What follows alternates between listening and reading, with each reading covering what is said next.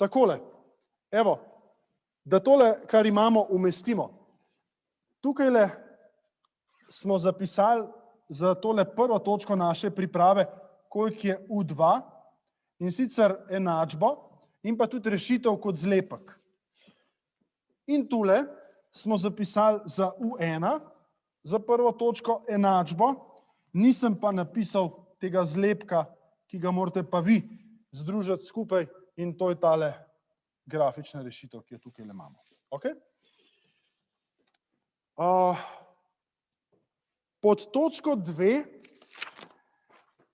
sem rekel, da dajte v ta grafikon vrisati tole, kar smo mi narisali z belo barvo, to je toliko I1, tole, kar smo narisali z rumeno barvo, to je napetost U1, in tole, kar smo narisali z rdečo barvo, to je napetost U2. Ok. Zdaj smo pa pri točki 3, ki nas sprašuje, koliko kaže idealen voltmeter, ki meri napetost na vhodni in pa izhodni tuljavi v trenutkih, piše tukaj T6 in 2 T3. Dajmo mi najprej pogruntati, kateri trenutki to so. T6 je ravno tule vmes. Če T3 damo še na pol, dobimo T6. To se pravi, ena točka nas zanima tlele. Jaz bom namenoma to takole narisal. V redu? In druga pri 2 T3. Če je to T3, če je to 3 T3, je druga točka 2 T3 je tule na sredini. Se pravi, bom spet z zeleno potegnil, pa bomo tole iskali. Ok. Druga varianta pa je, da v izračun vstavimo noter. Tako da, kakorkoli boste to uspeli prečitati, jaz bi najprej to naredil z U2. Pri tretji točki U2, to je druga vrstica, pri T6 lahko napišete, da je to 0,2. Sej, T6 je tlele, 0,2. Pri 2 T3 je U2 minus 0,1. To je ta točka.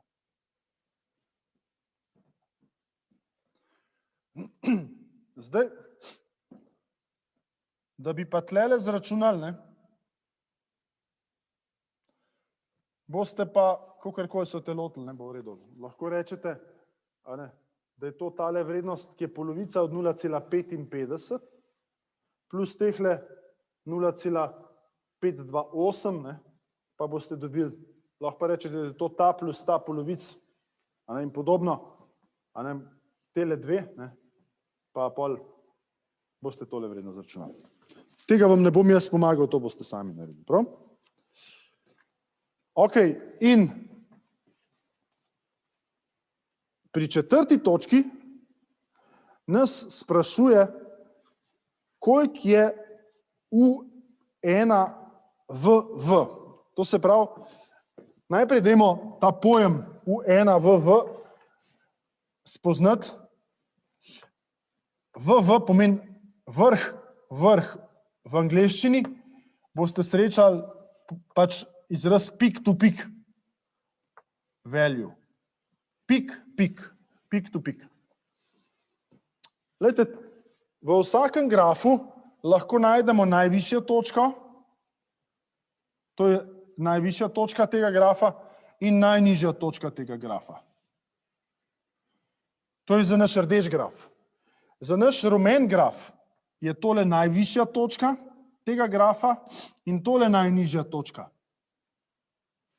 Za naš bel graf je tole najvišja točka in tole najnižja točka. Okay? In če hočemo vrednost med vrhovoma potegniti, to pa pomeni, bom vzel tako barvo, ki še ni veliko na grafu, da v bistvu potegnemo tole pa tole in temule rečemo takole U2 v. Ok, če to zmerimo, je 0,2 minus 0,1 je 0,3 volta. In že lahko napišemo pri 4. točki, da je U2 vrh 0,3 volta. Tlele bi mogli takole potegniti. Tole vrednost, pa tole vrednost. Pa bi rekel, tole tlele vmes je U1 vrh. In bi rekel 1,08 minus to, kar tukaj le pride. Minus, se pravi, plusa, ne? 1,08 pa plus tle še 0,2 približen, ne? To se pravi, približen 1,3 volta na palc. Zelo na palc. Bom napisal približno 1,3 volta za orientacijo. To boste doma zračunali. Takole, pol pa vprašam, tukaj pri 5. točki vas še eno stvar. Kaj, če tukaj ne bi bile odprte sponke? Ja, lejte, pol pa lahko rečem, da bi bilo majčkeno bolj neugodno, pa bi se vrnil tle, da te stvari razložimo. Pol tele ne bi bili 0. Si predstavljate. In bi povsod poleg odvoda dobili še linearno funkcijo. Če se vrnemo na tisto stran table, potem bi tukaj ta napetost ne bi bila samo odvod, ampak bi bila tudi ta neka taka, trikotna še zraven.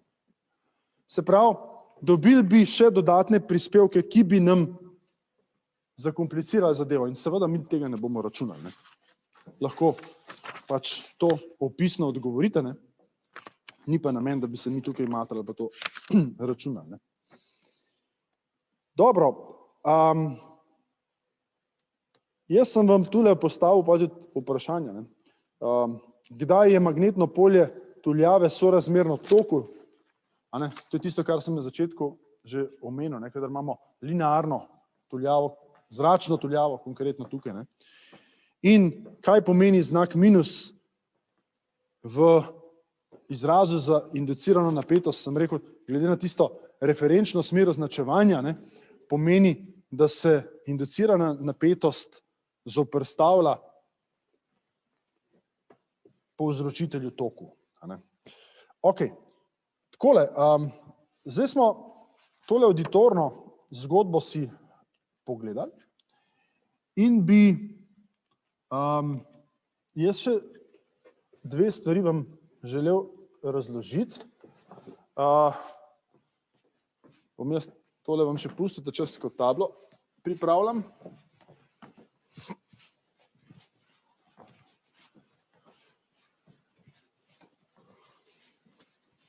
In sicer te dve stvari, ki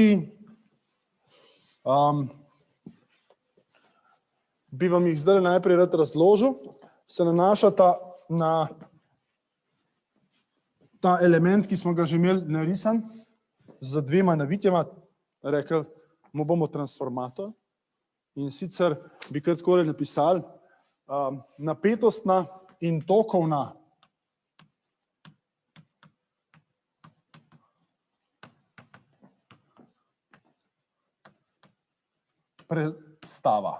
prestava transformatorja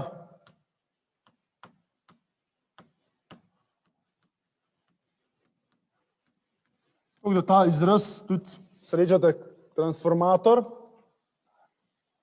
izvira iz tega, ker transformira napetost. To se pravi, mi pri enosmernih napetostih v preteklosti, predvsem brez polprevodnikov, nismo bili sposobni enostavno dvigati napetosti. Se spustili smo še nekako, ampak še to z izgubami. V izmeničnih je pa to relativno enostavno. Če se vrnemo k tele naši strukturi, mi smo jo že imeli narisano. Takole, imejmo tlele vhodno napetost, pa jo dajmo označiti z U1. Lahko rečemo, da je to amplituda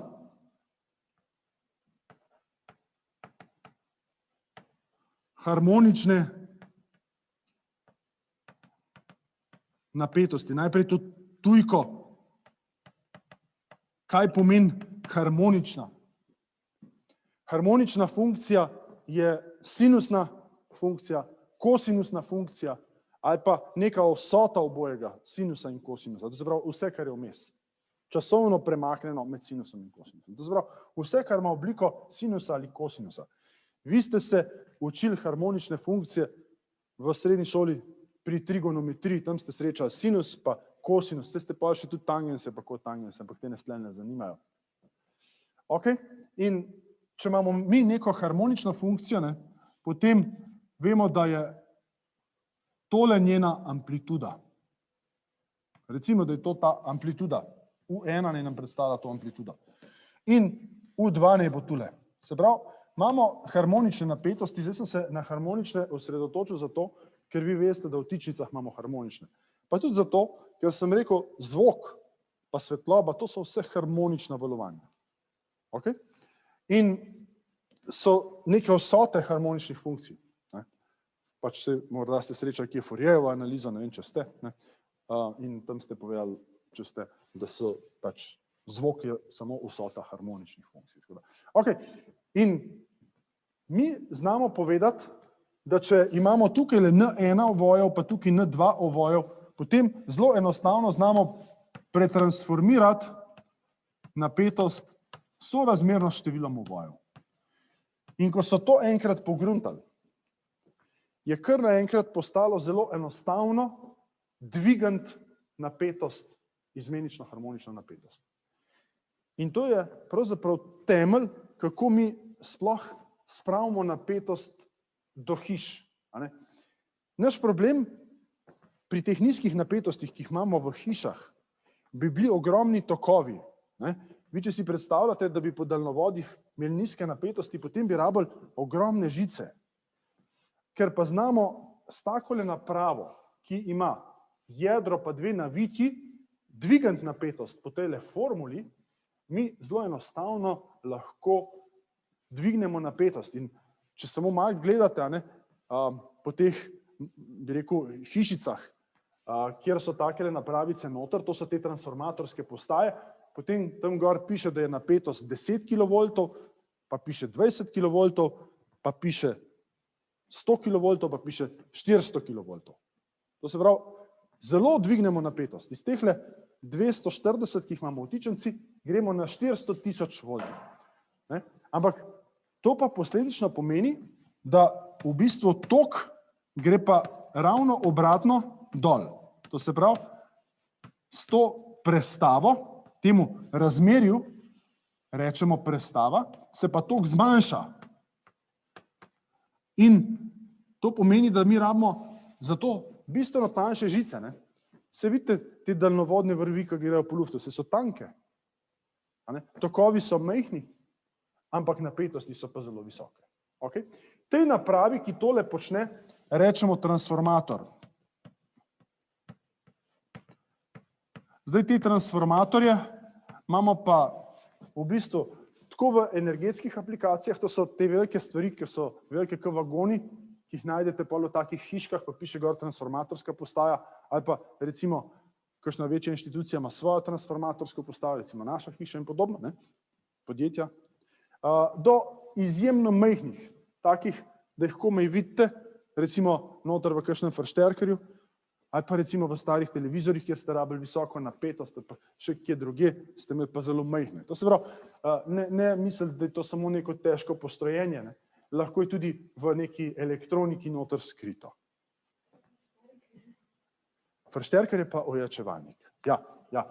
Torej, transformator kot sestavni del, mogoče kakšnega ojačevalnika sem imel v mislih. Ja. Ok, tako da tole smo zdaj dorekli, zelo preprosta enačba, da sta napetosti pravzaprav na vhodu in izhodu sorazmerno števili ovojev na vhodu in izhodu. Ok? To je ena stvar, ki sem jo želel z vami doreči in potem v bistvu še zadnja stvar, ki sem jo želel predebatirati, moram spet malo table pripraviti, je pa še energija magnetnega polja.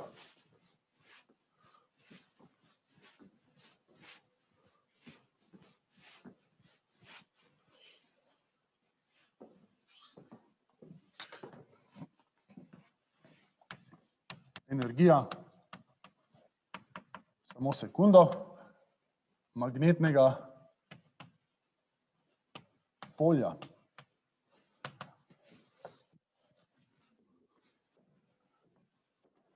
Evo, pa se dajmo na to tablo premakniti. Energija magnetnega polja. Pa dajmo mogoče čisto takole razmišljati. Malo smo že mogoče o energiji govorili, čeprav nekako ciljam, da bomo danes zaokroženo celoto povedali. Dajte imeti v mislih, da je tole nek generator, da nam tukaj teče tok I in da mogoče lahko rečemo, imamo tle neko tuljavo, zaradi katere imamo tukaj, bom to posebej narisal, ta upor R, pa to induktivnost L. To nič drugega ne pomeni, kot da imamo tukaj neko polje. In to lahko zdaj zapišemo, Kirchhoffov zakon. Kirchhoffov zakon pravi, vsota vseh napetosti je enaka nič, kar pomeni, napetost generatorja tukaj je enako.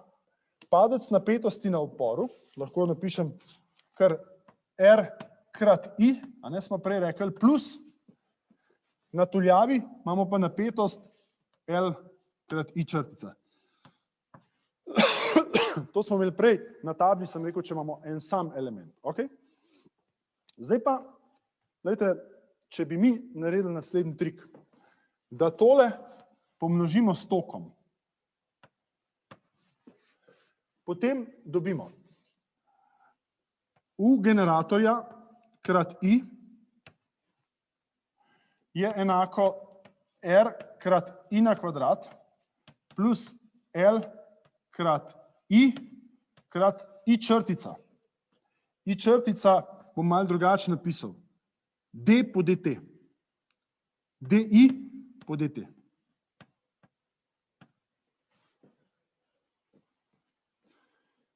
In če bi to mi zdaj, ali pa dajmo najprej sam na hitro razložiti. U krat I smo rekli, tole je moč generatorja. P generatorja. Tole je R krat I kvadrat, je moč na uporu.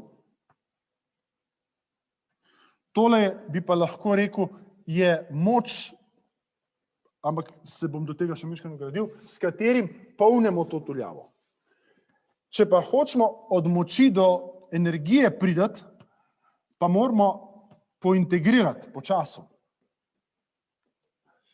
In da tole naredimo, dobimo tukajle energijo, ki jo je dal generator, energija generatorja. Tole je energija, ki se je sprostila na uporu. Tukajle bomo pa dobili, če tole pointegriram, dt bi se pokrajšal in bi od tega dobil takle izraz. L krat I krat DI. Če pa integriram I DI, dobimo pa I kvadrat polovic in lahko zapišem L krat I na kvadrat polovic. In tole, kar imamo tukaj zapisano, je pa energija v magnetnem polju tuljave. Evo. Se pravi, mi lahko tole energijo magnetnega polja tuljave zapišemo kot L krat I na kvadrat polovic. Zdaj bi pa rad predvsem to, da si zapomnite. Energija magnetnega polja, ta energija magnetnega polja se skriva v temle magnetnem pretoku ali magnetnem polju. To se pravi, tuljava zgradi znotraj sebe magnetno polje in to, da je ona zgradila magnetno polje, pomeni, da je shranila magnetno energijo. Jaz bi spomnil, da smo zelo podobno povedali tudi za kondenzator, pa bi malo samo ponovil, ne bom nad zavitih oklepajev pisal, ampak za kondenzator smo rekli, mogoče ga bom namenoma takole malo bolj narisal kot strukturo, za kondenzator smo rekli, da zgradi električno polje tukaj vmes. In v tem električnem polju kondenzator shrani, bom to z vijolično napisal, v električnem polju E, ali pa takrat nisem poudarjal fi električni, ne, shrani električno energijo. Enačba je bila zelo podobna, če vas samo spomnim, električna energija je C krat U na kvadrat polovic. Če primerjamo L I na kvadrat polovic in C U kvadrat polovic. Kakšen se bo vprašal, zakaj smo imeli tukaj veliki U, zdaj pa piše mali I. Saj mogoče lahko povem, mi lahko zdaj tudi pišemo tukaj mali U, ampak ko smo se to učili, smo govorili o elektrostatiki, takrat je bila napetost samo statična. Zdaj pa lahko rečemo, če se napetost spreminja, pa pišemo mali U na kvadrat polovic. Ok, tako da bi rekel, energija magnetnega polja L I kvadrat polovic, odvisna od toka, tok povzroči magnetno polje in v to magnetno polje se shrani energija. In električna energija je odvisna od napetosti, napetost nam povzroči električno polje in v to električno polje se shrani energija. Kar bi vas želel zdaj posvariti je, ko se mi pogovarjamo, kje se prenaša energija, bi vam rad povedal, da se energija ne prenaša po žicah. Ok? Ampak po okolici žic. V okolici žic imamo mi električno polje E, v okolici žic imamo magnetno polje B in energija se v bistvu prenaša po prostoru okoli žic. Kar pa se prenaša po žicah. Po žicah se prenašajo naboji, tej se prenašajo. Po žicah se prenaša električni tok, drži, to teče po žici, energija nam pa plava po okolici med žicami. To sem vas hotel nekako naučiti. Magnetno polje in električno polje, a vidite, sta tukaj v praznem prostoru. Znotraj kovine ni električnega polja, smo se naučili. Znotraj žice je zelo, zelo malo električnega polja. Zato večina energije pluje po okolici. In to je tisto izhodišče, iz katerega boste štartali, ko boste govorili o antenah. Mi želimo to energijo spraviti v prostor, čim več, in jo oddati, na drugi strani pa to energijo ujeti in na ta način prenašati signale nadaljavo. In seveda, mi se tukaj pogovarjamo o tako imenovanem bližnjem polju, vi boste govorili še o tako imenovanem daljnem polju, kjer boste še kaj več povedali. Tako da mi smo zdaj s temle zaokrožili to naše poglavje. Zdaj bi pa spričal tega, da bomo v prihodnem tednu spregovorili, pa že tudi danes bomo, o časovno spremenljivih funkcijah, pri katerih nujno rabimo kompleksna števila. Nekaj besed spregovoril o tem. Ok? Zato, da se boste vi lahko nekoliko pripravili. Tako da morda bom tule si prostor naredil, če še kdo kaj prepisuje.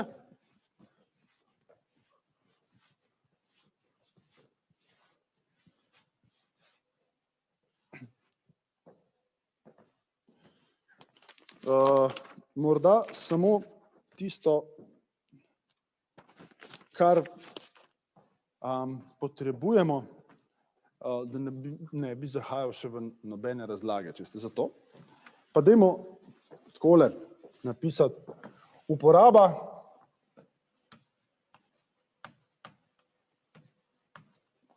kompleksnih števil.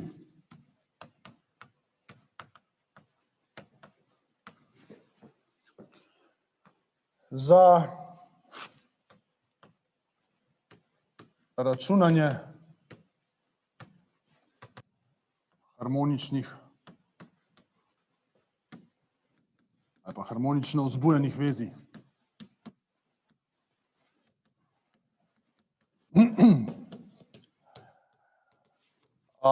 Bo mogoče ta naslov še prišel enkrat prihodnjič v tej celoti, kot sem ga napisal na tablo, kajti ni moj namen, da bi danes vse to razložil, ker mi praktično še nismo vstopili v harmonično vzbujena vezja. Moj namen danes pa je, da bi par besed namenil kompleksnim številom. Vi imate zelo raznoliko ozadje, kar se tiče kompleksnih števil. Ne vem, ali je kdo tak, ki sploh še ni slišal za kompleksna števila? Ali ste po večini slišali? Ok, ste, ampak do neke mere.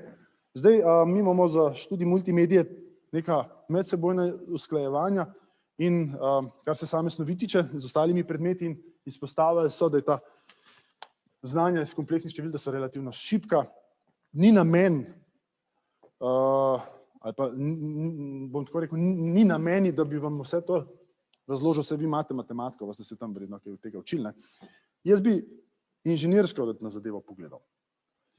A je še kdo tak, ki ni nič slišal o kompleksnih številih? Ok. Dobro. Očitno ste vsi slišali, pa dajmo pa kar vola zagrabiti za roge, kot se reče. Zdaj, kompleksno število se podaja kot dve realni števili.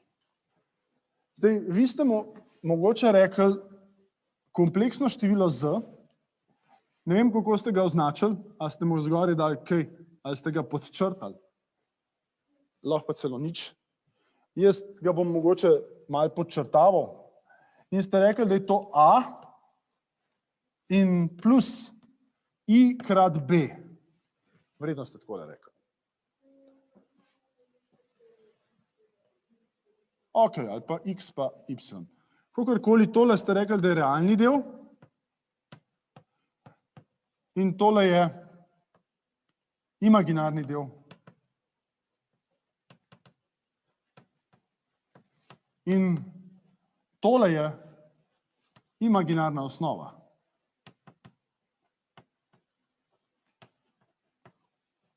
Ja, ok. Takole približno. Zdaj jaz moram nekaj priznati. V elektrotehniki je črka I, a ne, to ste začutili, rezervirana za eno zelo pomembno našo količino električni tok. In niti približno ne bomo zdaj matematikom dovolili, da oni to količino porabijo za to svojo imaginarno osnovo. In zato smo mi to takoj spremenili in v vsej elektrotehniški literaturi boste dosledno najdli, da pišemo to s črko J in beremo kot jod. In to je prvo, kar verjetno vas lahko zmoti. To se pravi, da mi pišemo tukaj J. Ok, in jaz bom pisal kompleksor, tako da ga bom podčrtal, to je realni del, to je imaginarni del. Zdaj, kako to grafično narišemo? To dajmo najprej razčistiti. Tole je realna os. In tole je imaginarna os.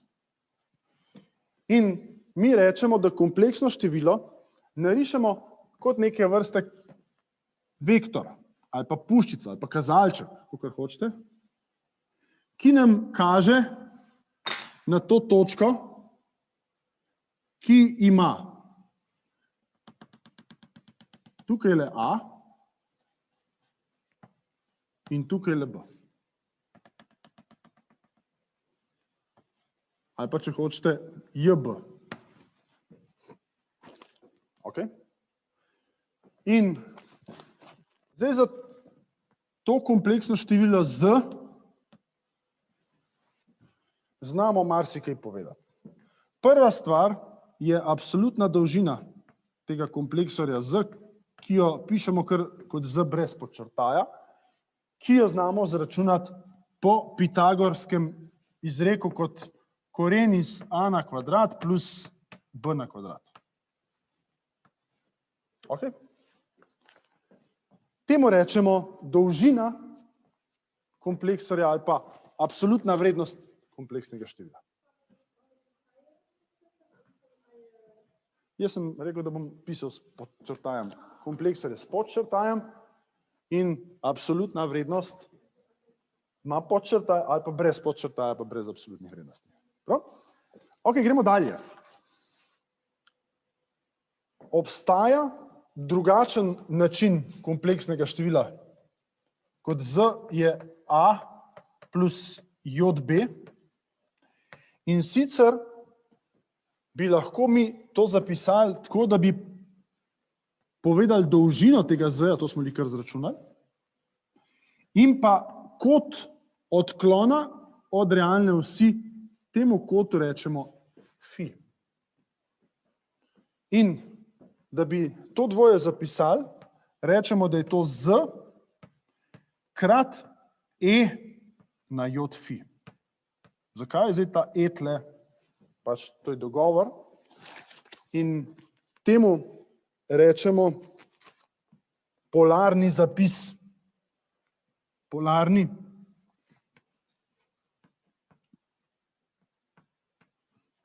zapis kompleksnega števila. Zdaj, zelo hitro vidimo, kako se tale z določi, iz tega le ven. V redu. Kako se ta fi določi?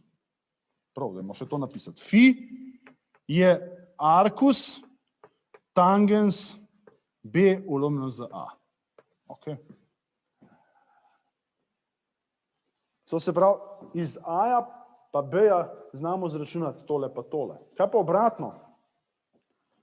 Obratno je pa takole. Glejte, se to je navaden trikotnik. Pravokotni trikotnik. A je z krat kosinus fi. B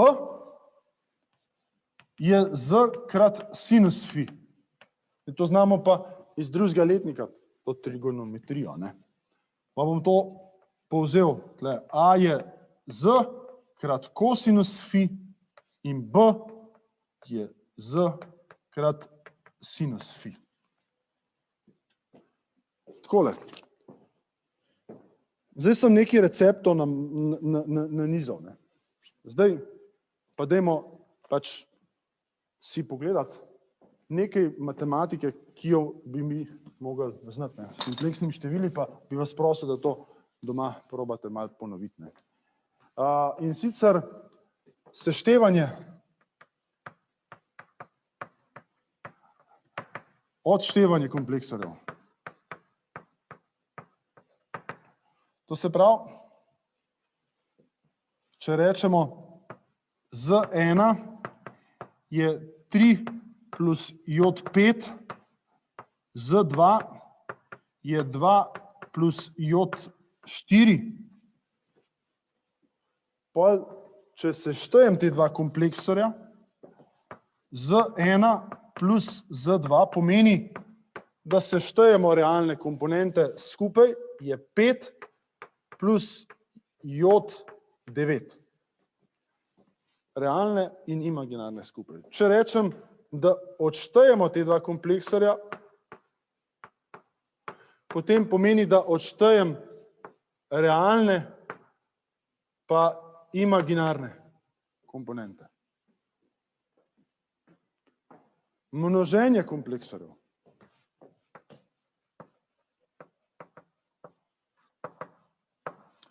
Ja, pomeni, da v principu vsakega z vsakim pomnožim z1 krat z2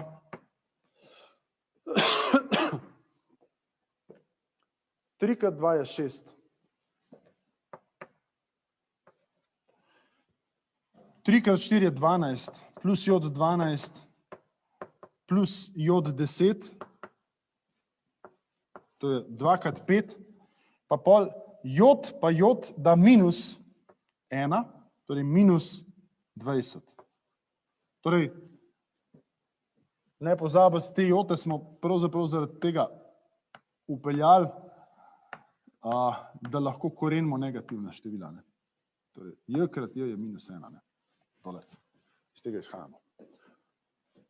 Kar pomeni, da je super dober, če imamo mi kalkulatorje, s katerimi lahko računate s kompleksnimi števili.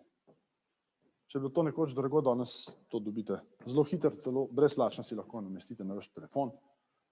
In že pri deljenju imamo velike težave. Ne? Torej, deljenje bi z1 deljeno z z2 bi pomenilo, da moramo racionalizirati spodnji del. Ne? To smo se učili seveda, ampak je to en kup enega dela. Evo, potem znamo korent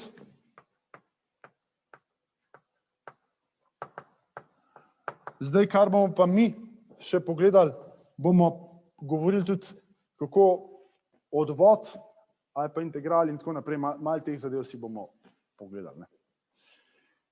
Ok, zdaj, do semle ste zgodbo po pravici povedan spoznali, ko ste bili v srednji šoli, bolj ali manj. Ne? Kaj bomo pa mi od tega porabili? Poslušajte naslednjo mojo idejo. A si znate predstavljati, da tale kod fi ni fiksen? Ampak, bom rekel, da se nam s časom spreminja. Eno idejo imam. Omega t. Če rečem, da je tale fi omega t, to pomeni, da se nam takole tale fi vrti. Če narišem tole, mislim, če postavim tole kredo kot ta vektor, potem to pomeni, da se nam tole takole vrti. Razumete? To pomeni, da nam tale A enkrat kaže tako, pa gre v to smer, pa gre v to smer, pa gre v to smer, kar naenkrat ugotovimo, a ne, to je kot neka senca. In nam ta senca niha po kosinusu. Valjda, dobim tukajle kosinus omega t. Z krat kosinus omega t. To je pa pol harmonična funkcija. In mi bomo to uporabili zato, da bomo opisovali harmonično napetost, harmoničen tok. Ampak moj namen ni zdajle, da vam razložim, kaj in kako bomo to počeli. Moj namen je danes samo to, da vas naprosim, da ponovite kompleksna števila do prihodnjič nekoliko, zato da bomo lahko prihodnjič to uporabili. Kaj ti? Mislim, jaz vas ne bi s tem preveč zadržal, če me ne bi kolegi iz višjih letnikov vseeno opozorili, da boste določena znanja z tega področja potrebovali tudi pri višjih letnikih, v višjih letnikih pri snovi. In prepričan sem, da ste nekaj od tega srečali tudi pri matematiki. Takole, jaz mislim, da sem za danes porabil ves čas, tudi napovedal, s čim se bomo prihodnjič ukvarjali in bi se na tej točki od vas poslovil.